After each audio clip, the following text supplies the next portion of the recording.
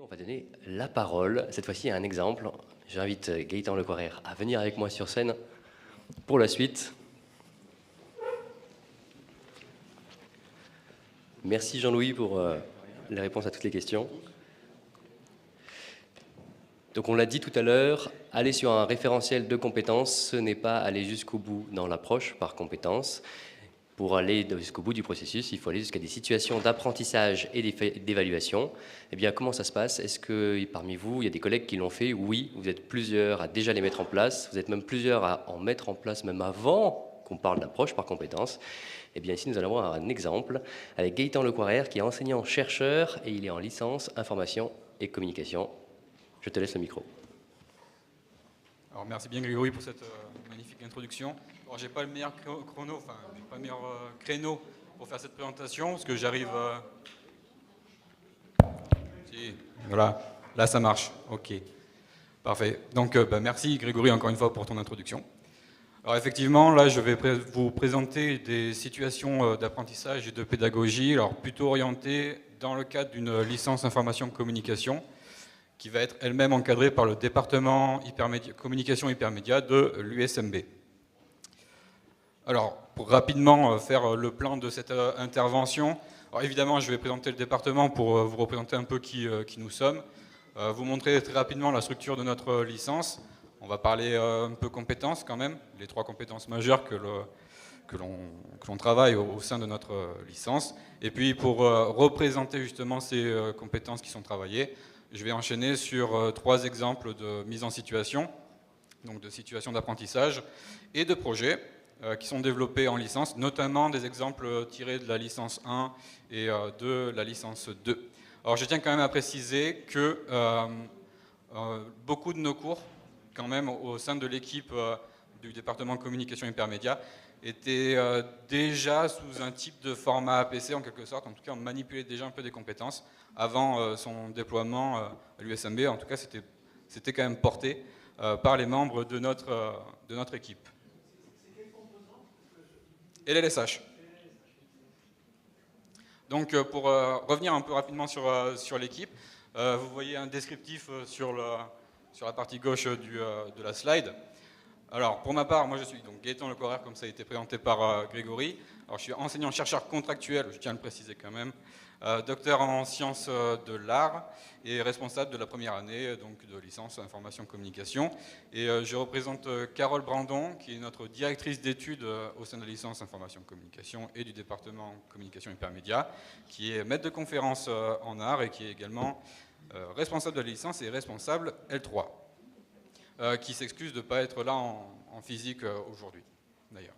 Alors notre licence, c'est une licence qui va évidemment se diviser en CM, en cours magistraux, en TD, rien de spécial à ce niveau-là.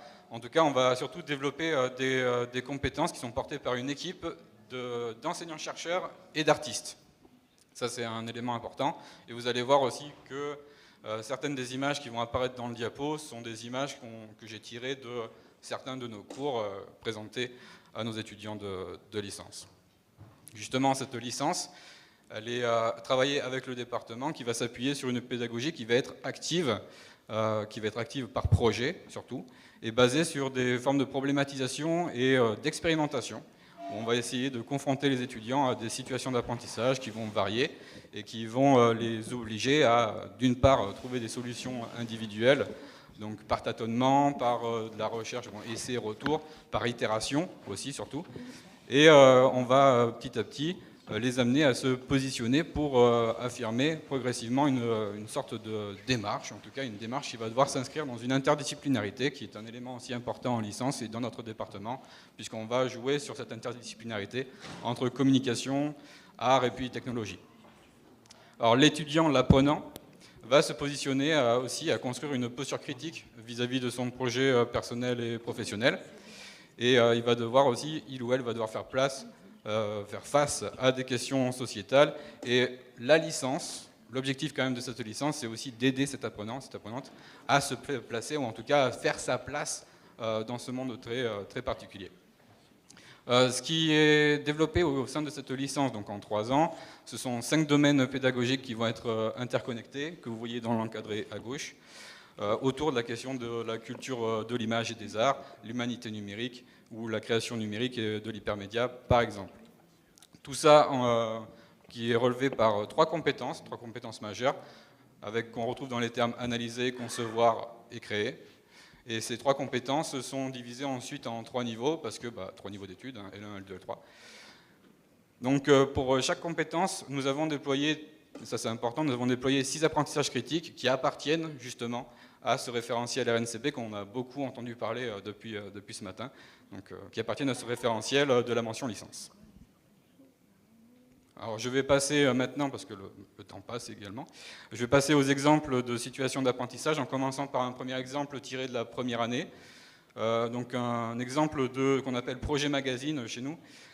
Donc c'est un exemple qui est traité au premier semestre de L1 où on va voir au niveau de la pédagogie un emboîtement de modules fondamentaux qui va nous permettre d'évaluer deux compétences, donc deux compétences de niveau 1 parce qu'on s'intéresse plutôt à la première année ici. Donc notamment avec la compétence donc, concevoir, qui va nous permettre de former les étudiants à identifier les étapes et les leviers d'une stratégie de communication et de concepts créatifs, et puis de notre côté les former à fabriquer des supports et des designs de communication.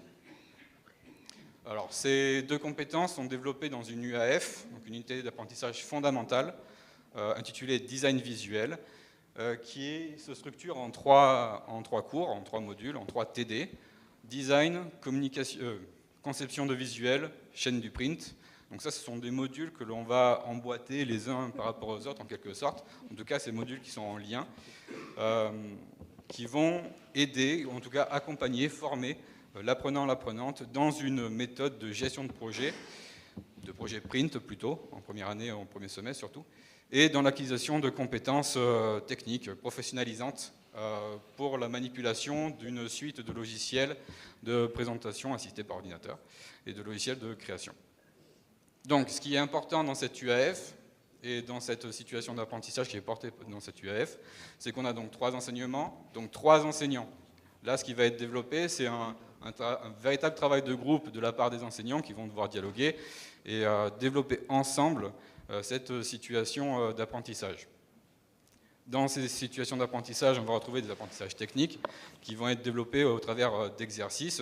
On va avoir une simultanéité, en tout cas un enchaînement d'exercices qui vont permettre de suivre la progression des compétences des étudiants, qui vont mener, dans notre cas, dans le cas de l'UAF Design Visuel, à la lecture d'un cahier des charges pour la réalisation d'un objet éditorial et la gestion d'un tout processus de communication, et aussi tout le processus et la méthode qu'il y a pour la gestion d'un projet d'impression également. Ce qui va être intéressant aussi au travers de cette méthodologie, de cet enchaînement dans la situation d'apprentissage, c'est que les étudiants vont être en mesure d'appliquer une méthode de création, une méthodologie de création, à partir de veille, mais aussi de planches tendances pour correspondre aussi à une actualité, littéralement tendance, en tout cas une actualité visuelle, puisque c'est aussi le travail de base d'un designer, et nous on cherche aussi à produire, ou en tout cas à former assez tôt des designers.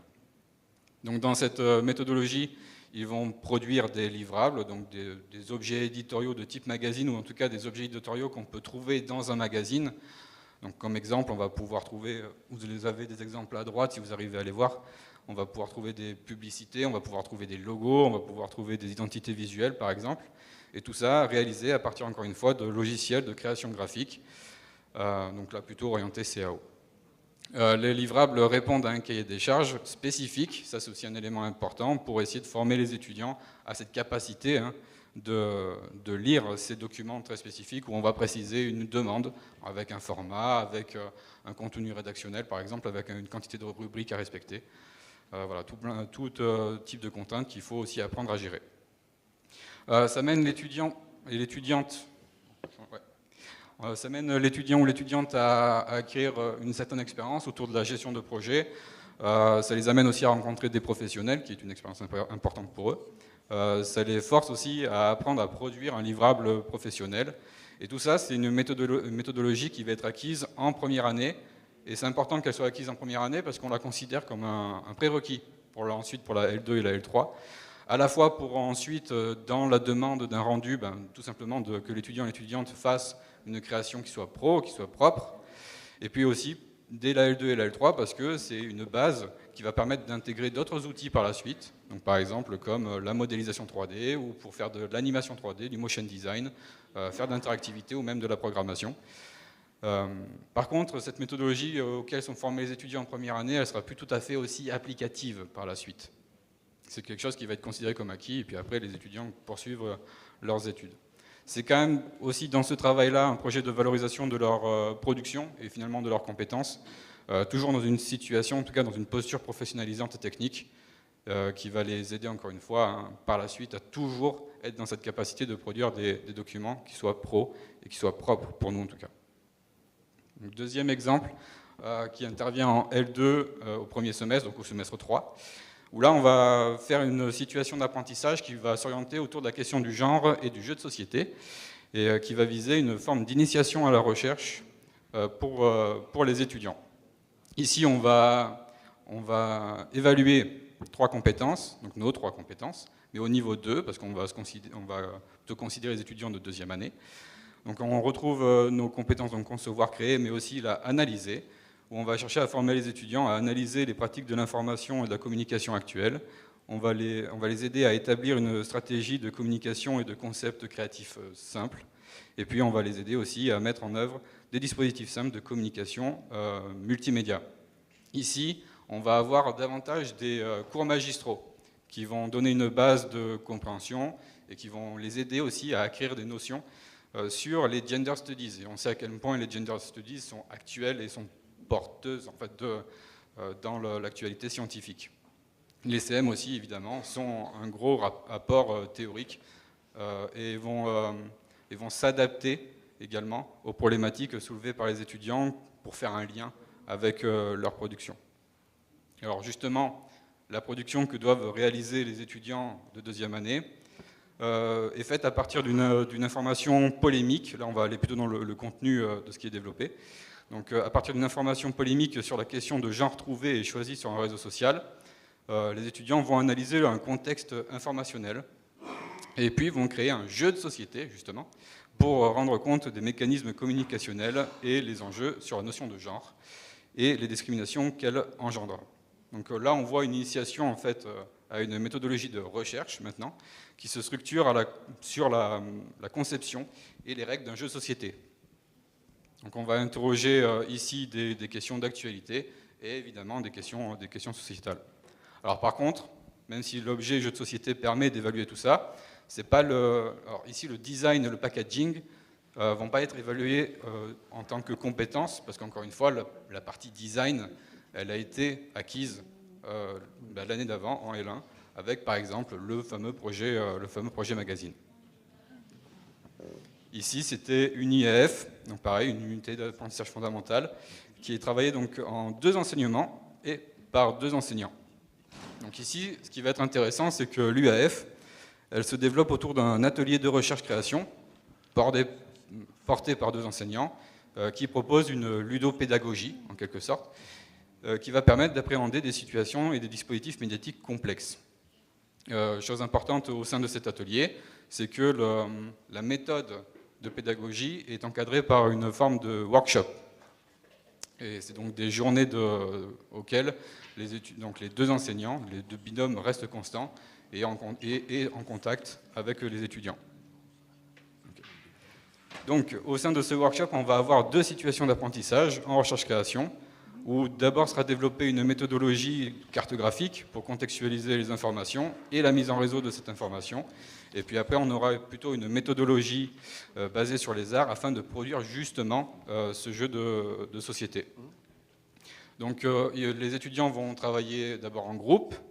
Donc les groupes ont pensé et prototypé ce fameux jeu de société et va offrir aux étudiants, dans leur instant de conception, aussi bien qu'aux joueurs et aux joueuses dans leur activité ludique, une mise en perspective des représentations et des discours médiatiques autour des notions qui vont être abordées.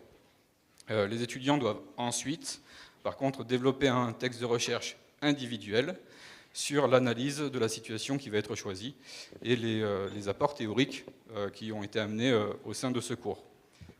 Alors par contre, on voit quand même que, même au sein de cette méthodologie, il y a un élément important qui est développé au sein de cette licence et au sein du département communication hypermédia, qui est ce travail cartographique. Et c'est le dernier exemple que j'aimerais vous montrer ici, avec cette description des situations d'apprentissage, qui va être la notion, le développement de la carte, ce qu'on va appeler une carte heuristique. Alors ça, c'est quelque chose que l'on travaille sur toute la licence, et qui va permettre aussi d'évaluer, en tout cas de travailler les 3 compétences sur ces 3 niveaux les uns après les autres. Cette fameuse cartographie, en tout cas ce travail de la carte mentale, permet de développer une pensée et ses apprentissages. Et c'est vraiment une méthode de travail qui est portée, encore une fois, au sein du département et qui va traverser tous les cours de manière différente tout au long de la licence. Donc, nos étudiants apprennent au sein de cette méthode dès le premier semestre et ils vont la confronter, l'enrichir avec les différentes variétés de ce qu'ils peuvent apprendre au sein des cours et leurs différents usages. Parce qu'il n'y a pas qu'une seule manière de faire des cartographies, de faire des cartes. Il faut les associer à des usages, il faut les associer à des contextes, à des demandes aussi parfois qui sont spécifiques. Donc on a de la carte mentale pour étudier une œuvre ou une situation, à la restitution d'une recherche d'information ou la conception d'un projet digital interactif ou de communication. Bref, les étudiants apprennent à trier, hiérarchiser des informations, analyser des liens, produire des liens. Donc ici, il ne s'agit pas seulement d'une arborescence quand même, parce qu'on ne forme pas des étudiants à penser comme des programmes informatiques. On les invite à développer une pensée qui va être en mouvement, une pensée qui va être même collaborative assez souvent d'ailleurs, parce que parfois on peut penser en groupe. Et c'est aussi là-dedans qu'il faut s'axer. Bref, l'idée c'est quand même d'initier, ou en tout cas d'inviter les étudiants à faire des découvertes, de découvrir de nouveaux liens entre les informations. Et c'est là-dessus qu'on les invite à faire ce premier pas dans une activité qui serait une activité de recherche. Bon, après, le travail cartographique, il peut se faire aussi bien sur papier que par des outils en ligne. Et les étudiants se débrouillent très bien pour trouver leurs propres outils là-dessus. Alors enfin, 3 exemples de cartes mentales qui peuvent être développées. Alors là, c'est des exemples de cartes qui peuvent être, en tout cas des conséquences à la suite des cartes qui peuvent être développées en première année, dans différents cours. Les cartes vont nous permettre de contextualiser un lieu, par exemple, ou des situations médiatiques particulières, ou analyser le rôle que peuvent avoir des réseaux sociaux dans la compréhension et la diffusion d'une image. Les cartes mentales vont aider aussi à la production de textes de recherche, comme ça peut se faire déjà en L2, mais on essaye de travailler en L1. La carte mentale devient aussi une ossature d'une pensée en train de se construire tout au long des 2 semestres. Et les cours plus théoriques vont servir à alimenter ensuite des argumentations qui peuvent être demandées dans un contexte d'évaluation. Et enfin, on met en application dans tous nos cours le travail qui peut être réalisé en MTU afin de diversifier aussi nos situations d'apprentissage. Le dernier point aussi qui est très utile pour travailler en fait les cartes heuristiques ou les cartes mentales au sein du département, c'est que c'est à la fois un moyen très efficace et visuel, parce que encore une fois l'action du visuel est importante, on forme des designers aussi, donc c'est un moyen efficace et visuel d'acquisition de connaissances, de savoir, mais c'est aussi un moyen de découvrir, ou en tout cas d'identifier là où les étudiants peuvent être mis en difficulté. Donc, par exemple, sur la conceptualisation, par exemple sur la hiérarchisation de l'information, ou même parfois juste sur la verbalisation d'une idée ou la verbalisation d'une information. Ce sont des éléments où les étudiants peuvent être mis en difficulté et le travail des cartes mentales aide les enseignants quand même à identifier ça et du coup on peut les aider à être dans une forme de progression au sein des compétences là-dessus. Donc il y a aussi quelque chose aussi qui peut être symptomatique dans le développement des cartes mentales qui est assez intéressante. Donc toujours dans l'idée de faire progresser nos étudiants. Voilà, alors j'en ai fini. Merci de votre attention et si vous avez des questions, n'hésitez pas. Il y a en effet des questions. C'est Audrey qui vous apporte le micro. Merci bien. Bonjour, Richard Taillé, toujours directeur de l'UFR Sciences et Montagnes. Vos étudiants, ils ont vraiment beaucoup de chance et de côté étudiant, je suis vraiment impressionné par ce à quoi ils sont soumis. Ma question, elle va être du côté plutôt enseignant et UFR. notamment sur le deuxième projet avec les jeux de société là. Est-ce que vous pouvez me dire combien ça fait de CTS, cet enseignement, en regard combien d'heures d'enseignement, combien d'heures y passent les enseignants et combien d'heures leur sont payées? On est toujours sur la question du temps, et c'est vrai que la question du temps elle est importante. Alors c'est un UAF qui va valider de mémoire 6 ECTS. On est sur des modules qui comportent chacun 18 heures, en tout 18 heures, donc on a 12 heures TD, 6 heures CM je crois. Ça c'est côté étudiant, c'est la maquette. Ça c'est la maquette. C'est beaucoup de temps. Je pourrais pas dire un nombre d'heures précis, mais ça demande de la préparation et ça demande un temps de préparation surtout en équipe, encore une fois. Mais je pourrais pas vous donner un chiffre très précis là-dessus. Okay, alors je peux juste le reformuler un petit peu. Enfin, j'ai l'impression que le coût est énorme, enfin je pressens que le coût est énorme, le coût en termes de temps et d'énergie, et je suis pas sûr qu'on pourrait appliquer ce modèle et le présenter à des collègues en disant c'est ça qu'il faut faire, regardez. Enfin, c'est plutôt, si moi en tant que directeur du FR, je montre ça et je suis convaincu que c'est chouette, hein, mais je sais déjà qu'on va me dire non mais là, c'est juste pas possible quoi. En termes de temps, je n'ai pas le temps de faire ça, comme ça, aussi bien. Ok, certainement, je ne sais pas. Après, c'est ce qui est intéressant en tout cas dans moi encore une fois dans le contexte de département communication et hypermédia, et là des collègues qui gèrent cet exercice avec les L2 pour le coup, c'est que à la fois c'est ce qui est développé au sein des cours, c'est un temps qui oui est dédié à la pédagogie, mais c'est un temps aussi qui va servir également une posture de recherche de leur côté. C'est-à-dire que tout ce qu'ils font avec les étudiants, c'est du contenu qui est développé, qui n'est pas juste laissé aux étudiants et qui reste là. C'est quelque chose qui intervient aussi dans le cadre d'une recherche. Donc c'est un temps qui peut être mutualisé ou capitalisé quelque part. Le terme n'est pas dingue, mais c'est pas des heures qui sont juste que dédiées aux étudiants et dans une forme de fatigue. C'est vraiment des heures qui sont dédiées à la pédagogie, mais aussi à une activité de recherche et qui respecte du coup le contrat de l'ancien chercheur. Mais merci. Merci beaucoup pour cette présentation. Ça a l'air vraiment super ce que vous faites et c'est bien d'avoir des présentations un peu plus concrètes sur comment vous mettez en place ces approches. J'ai 3 questions courtes, je pense. Un, c'est quel est votre nombre d'étudiants que vous avez dans votre licence? La deuxième, c'est quand vous êtes parti là-dedans, est-ce que vous avez réussi à mobiliser facilement les enseignants et est-ce que ça part juste de 2 collègues qui ont envie de se lancer là-dedans? Et la troisième, très courte aussi, c'est comment vous l'évaluez en termes de notes et est-ce que vous évaluez aussi la partie TD, CM et à part la partie compétences? Alors, première question. On a une petite licence. On est aux alentours des 150 étudiants en licence Infocom, donc tout cumulé, L1, L2, L3. Sur la troisième question, je vais d'abord passer à la troisième question. Sur les notes, alors, ce qui se passe dans les activités que j'ai montrées ici, où on va travailler déjà en groupe entre les enseignants et où les exercices qui se cumulent permettent de faire cette progression des étudiants. Les étudiants déjà ont par avance une grille critériée, donc ils savent à quel moment ils vont être évalués, sur quels critères, pour quelles compétences,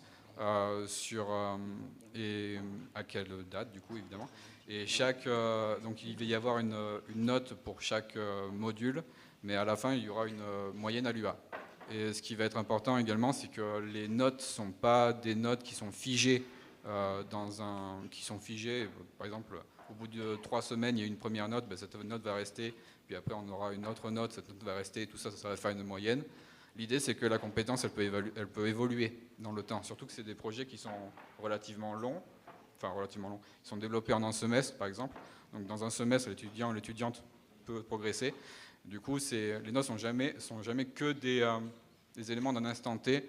Donc encore une fois, d'une évaluation à l'autre, la note va changer et la note, du coup, la compétence va évoluer. Donc l'étudiant va passer sur une compétence qui va être considérée comme non acquise vers en cours d'acquisition plus tard, et puis idéalement, à la fin du projet, va être considérée comme acquise à la fin. Et là, j'ai beaucoup parlé, du coup, j'ai oublié la question 2. Sur l'implication des enseignants, enfin sur le... Ah oui. Est-ce que c'est parti de... Ouais. Oui, exact. Alors non, ça n'a pas été compliqué on a peut-être cette chance-là, ça n'a pas été compliqué d'inviter nos collègues à travailler sur la PC, sur le travail des SAE et des mises en situation, pour le coup. Il y a toujours l'idée de travailler en équipe, donc les maquettes par exemple sont travaillées en conseil et du coup on travaille toujours dans un groupe, le groupe au complet.